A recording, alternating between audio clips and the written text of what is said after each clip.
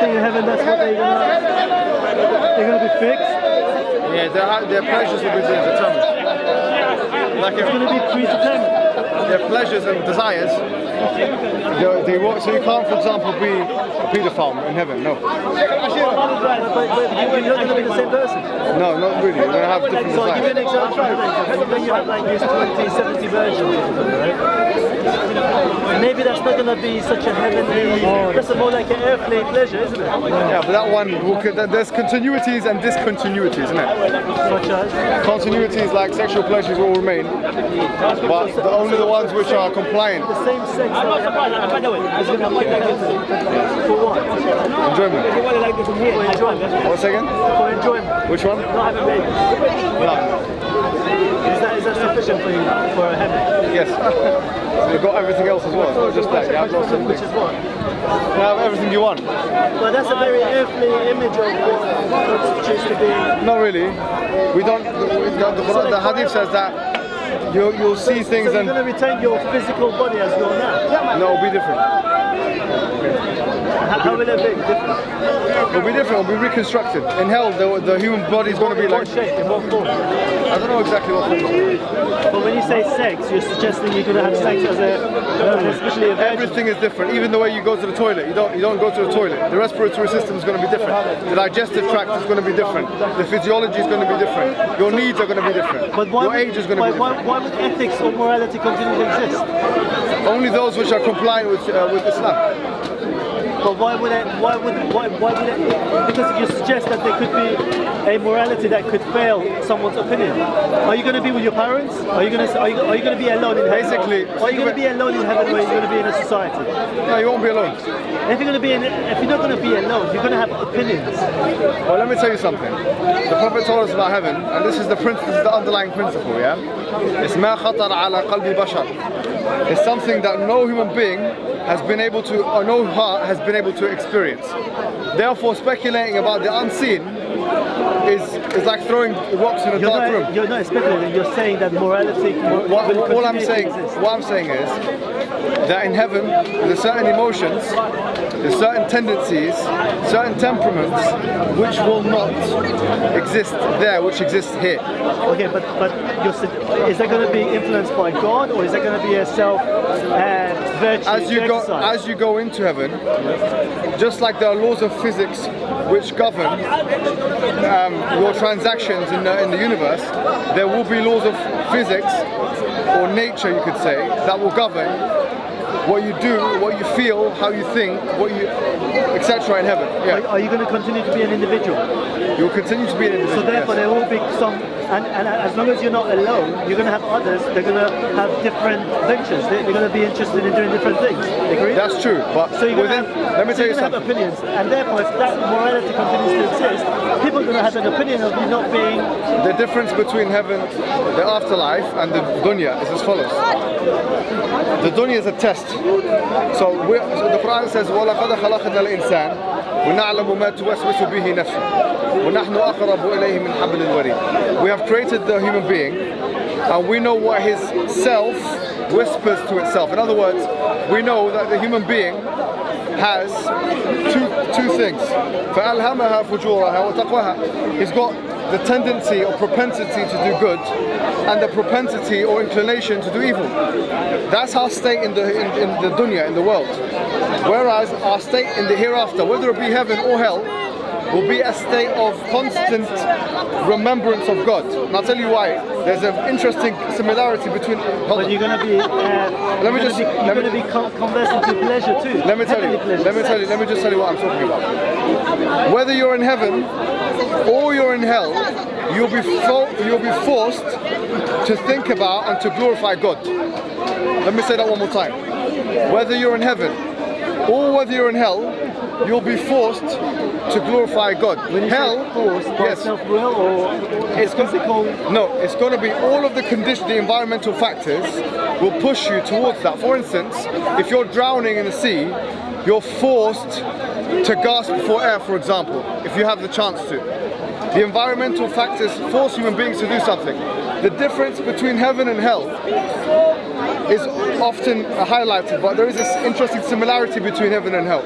Heaven and hell conceptually is a place or places where you're forced to think about God. Where heaven, human beings do so voluntarily because of the bounties that have been given. In hell, there is free will in heaven as well. There is free will everywhere. Even in hell, there'll be free will. But the environmental factors that's going to surround the human being will only enable the human being to do dhikr and or remembrance of God and ask Allah for help. That's all it's going to be. You're suggesting that there will continue to be free will in heaven, right? Yes. And you're going to continue to be able to do things in a society where there will be opinion of others to the point where there could be conflicts. You see what I mean? No, that's the point. For example, someone having sex with 72 virgins, it's not going to excite me. Let me tell you something. You're not understanding this one more time.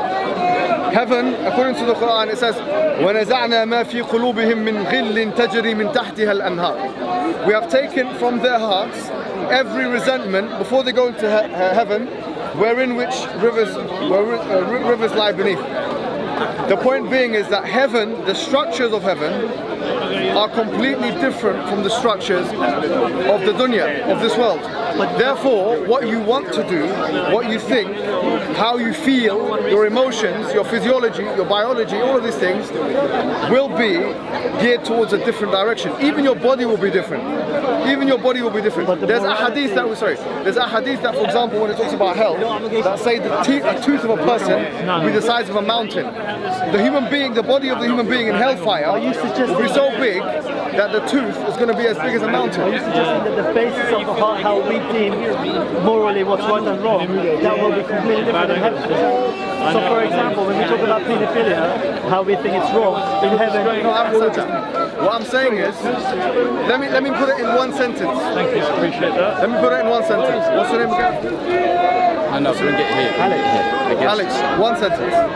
In heaven, you will have no desire to do haram, prohibited actions.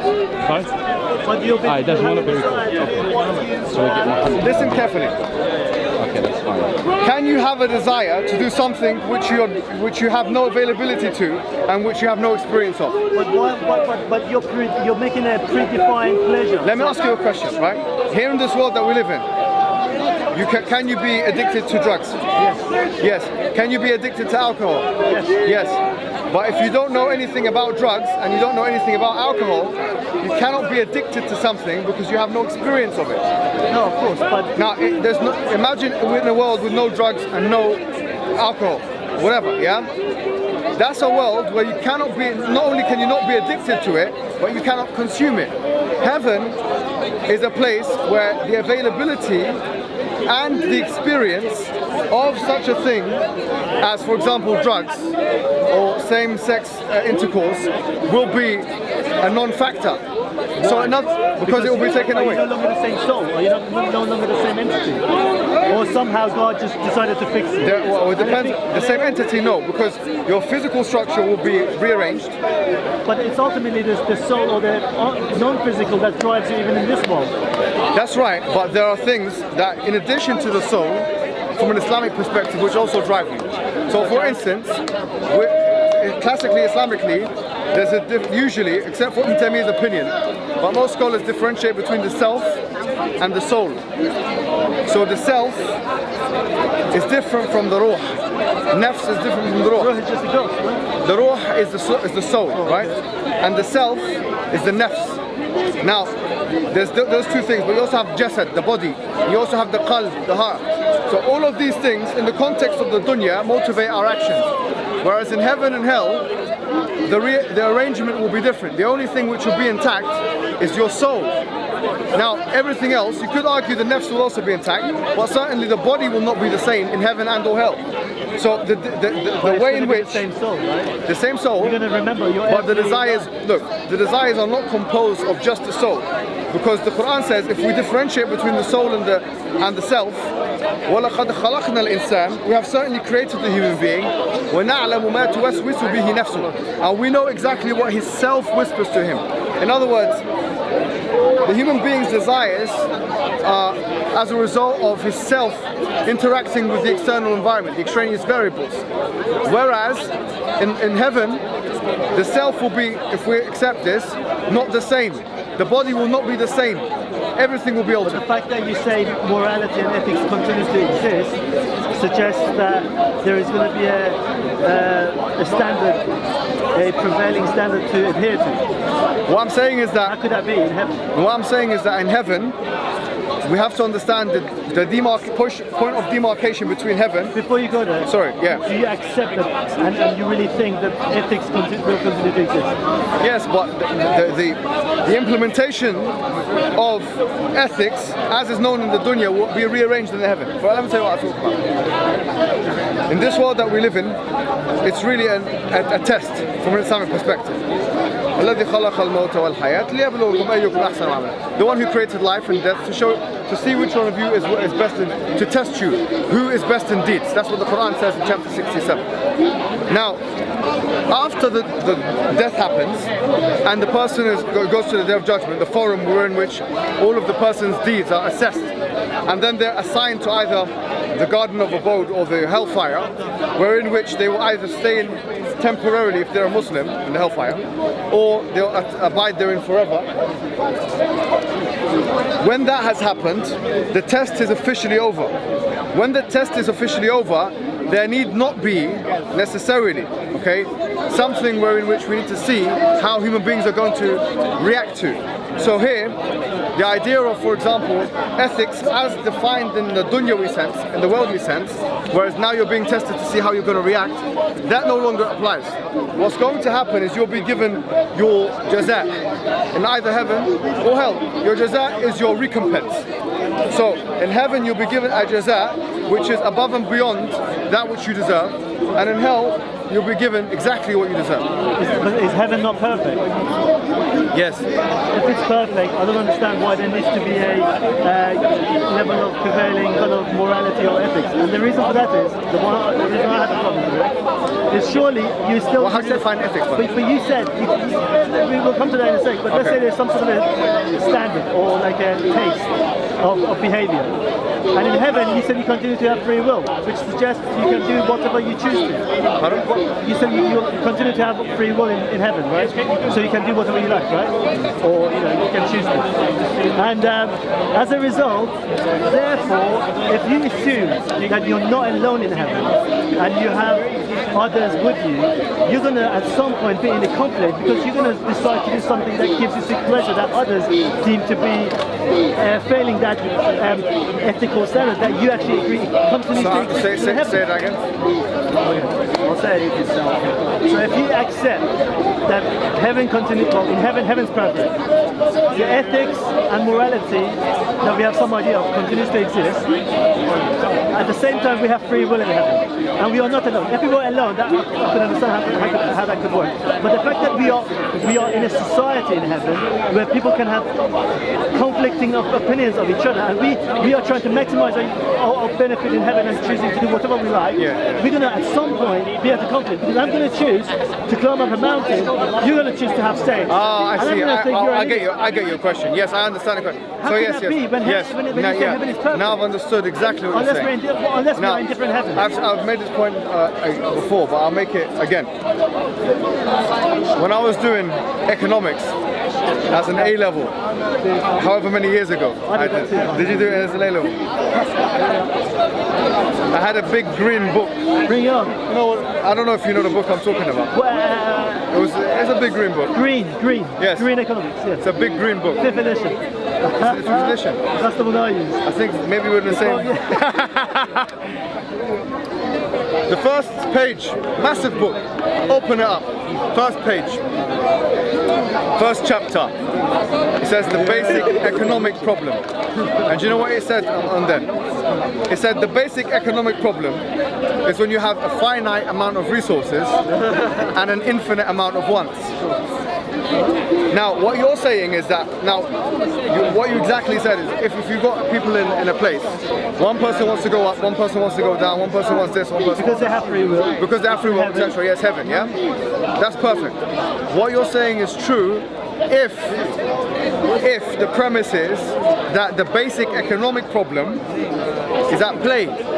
Here, but hold on. But the hold on. economic problem should not be Let me there tell in heaven. exactly. So in heaven, absolutely. In heaven, human being has infinite amount of wants, and the resources are also infinite. But we're not in conflict with quantity. We're in conflict with the moral standard. Are you with me? So here, if the resources are the same and the wants are the same, you by definition you can never not have what you want. Oh, so you're saying in heaven we are all suddenly kind of preset to a predefined template? I don't get it. You. Can you just? Okay, anyway. So you're saying that in It would be a heaven? bit ironic you taking pictures and then telling me not to take pictures. These are not mine, my friend. You can take. If you don't want me to, I won't. Thank you. So are you saying that as you enter heaven, you suddenly get a reset? You get this new template character that's no longer you? No, I'm saying that when you go into heaven, what happens is the laws of nature, if you like, they change completely, such that your wants and desires will now have to acclimatize to that new environment. That's what I'm saying. But you will continue, if you accept you have free will and you have the same soul, you will continue to have opinions of what I'm used to it already. You'll continue to have opinions of what other people are doing. Yes, you can. No, look, this is the point. I want you to understand. Heaven is a place where there are no disagreements. The possibility of a disagreement is not possible. Does that make sense? Here, the laws of nature, the laws of sociological interaction make it possible for there to be disagreement. In heaven, the laws are set such that there can never be a disagreement. That's why you're trying to get it all out of the way. Let's say, Exactly. let's say, as a disagreement, let's say you fall in love with a girl on Earth. Now that girl is not in love with you, it's not going to happen. In heaven, you want her, right? But it's the same soul. She's not going to be in love with you now. So how can that disagreement continue to exist? Unless there is a clone of her that's going to satisfy you. Like, that doesn't make sense. Listen to me, listen. How about this? Everything you want is going to be satiated in heaven. If it's not available in heaven because it's, for example, anti-Sharia, for example, let me ask you, having sexual intercourse with a man, homosexuals, Or pedophilia. it's not allowed in the Sharia. Yeah. Okay. Having sexual intercourse with an animal, it's not allowed in the Sharia. The want for having sexual intercourse with an animal will not exist in heaven. As soon as you go into heaven, now your wants are going to change. So your soul is no They're going to be longer. someone else. So your soul is not going to be truly. Yeah, the camel will be. There's a hadith for the camels. Camels are not. So your No, one camel in particular is going to go down. Yeah. so your soul is not going to be truly the same soul. The soul is It's going going to to be. have tamperedness. No, remember, the soul we said is going to It's be going the to same. be reprogrammed. No, the soul is. We didn't say the soul. We said, remember, the human being is made up of more than just soul. The human being is made up of a body, a heart, a mind, yeah, a nafs, a self, and the soul. Now, the interaction between those things, how does it all interact with each other? That we're not really sure of because it involves the metaphysical agency. But what we're saying is that when you go into, if you go from a It Islamic will be perspective, tweaked. if It you will go be in, yes, tweaked. it will be tweaked. The soul won't be the same. But if you're going in, you're the same person. If it can be tweaked, why can't it be tweaked right now? I mean, that's It just, can be tweaked right now. God can tweak it right now. so what's the point of it being tweaked in heaven? Well, because heaven is the end of the test. Here, the world we live in is a test. It's where we're tested. Will we do good? Will we do bad? Will we, this? In heaven, there's no test. Anyway, moving on. You think that in heaven? Are you okay with that? No, because I think the fact that we portray heaven so earthly, such as sex with virgins, is a bit weak. Why? Because why does this heaven, which is forever, is it? Yes. So forever, I'm going to be just chilling, having a drink. It's such an earthly pleasure to have like chill out and Well, have a drink that's and a have good sex. question. That's a good and there is no reproduction. So like we constantly having sex. Well, let me answer And it's that. just pathetic. And by the way, these entities that are given to us, let me ask you this. These entities that are given to us to have sex with forever and forever, are they actually like some sort of animals or are they like souls who are gonna All right. who are going to adore us because we passed the test on earth. Let me ask you a question. The way the Quran says, remember the hadith, the premises is that heaven is something which is ma khatara ala qalbi basharin. The Prophet said that is something the human being has never experienced.